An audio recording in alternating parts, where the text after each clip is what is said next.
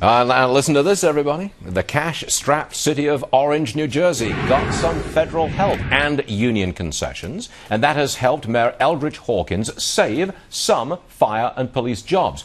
Is this just another entitlement that the rest of the country is going to have to pay for? Mayor Hawkins, as you can see, is here right now in New York. Mayor, welcome to the program. Thank you for having me again. Okay, now look, let's get this right. You hired back 5 police officers, That's didn't correct. you? Okay. You previously laid them off because you're in dire straits in Orange, New Jersey. You brought them back 5 cops. You did it with federal money. That, sir, is a bailout. No, I think it's a grant that we availed ourselves of. And let's remember, this federal money doesn't come out of thin air. This is taxpayer dollars. Yeah, it came from Missouri. That's being given back to California. It came from New York or someplace. And we took a very hard stance with the unions, and that's why the layoffs took place. And we recouped savings based on the time period that they were not employed with us. And at the end of the day, we have a duty to deliver services to the residents. So it would be irresponsible of me as mayor or any administrator not to avail themselves of any financial opportunities at their disposal. So that's what we did, the responsible thing to protect the residents on the front lines of municipal government. So you're saying you got federal money because you managed to get such concessions out of the union? Well, they're not necessarily tied as it relates to this particular grant and the concessions. As it relates to the police, they didn't give concessions. That's why they were laid off. But we have a responsibility to deliver services. Because we remain to be creative as it relates that's your camera, the one right behind me there. Do you want to look into it and thank the taxpayers of America for bailing out your city? Well, you know what? It's the taxpayers of America that are paying for these grants, and they're getting something back. This is something that was available not just to the city of Orange, but to the entire country. It was a competitive grant that municipalities apply for. And when people in the decision-making process do the right thing and say these communities are doing the right thing, we're going to reward them for their good behavior and their strong stance with the unions because they're operating and managing their cities efficiently.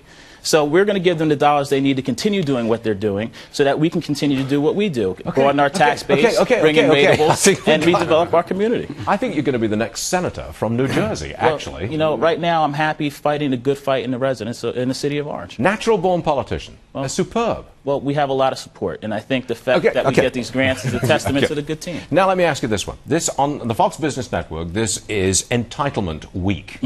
I want to ask you this.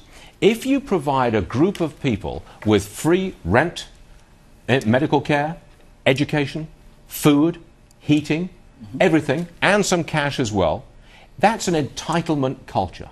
Do you think that you destroy those people? Well, I think you can't make a broad statement. I think you have to look at what areas are you referring to. I mean, are we givers and takers? Are there entitlements? I mean, you're here giving great TV. That entitles you to a salary. Residents pay taxes. That entitles them to the people police, getting, fire, good roads, the people streets. Who are paying, the people who are getting their rent paid for, their heating bill paid for, their medical care all paid for. The people who are living, it's essentially off the taxpayer. They're not paying taxes. Well, look, we are a nation that has high moral values, and we want to make sure that each member of our community is taken care of. Now, I don't believe for a second that it's appropriate when residents have other options at their disposal to just bankroll them indefinitely. But yes, if people slip and fall, then we as a nation have a responsibility to help lift them back up. We have to build this economy from the ground up because let's remember, does it? But do we fall short on our moral responsibilities if someone is born on welfare and dies on welfare? Didn't we fail as a nation? Well, I think we have to look at why that is,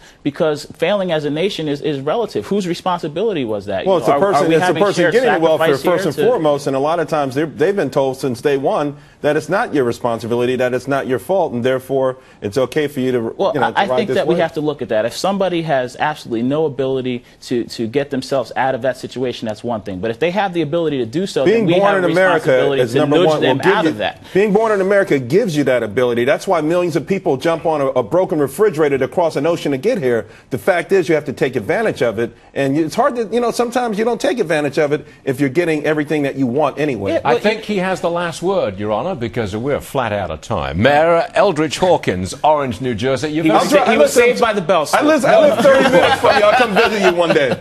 Come on back. Mayor, thanks very much. Thank you.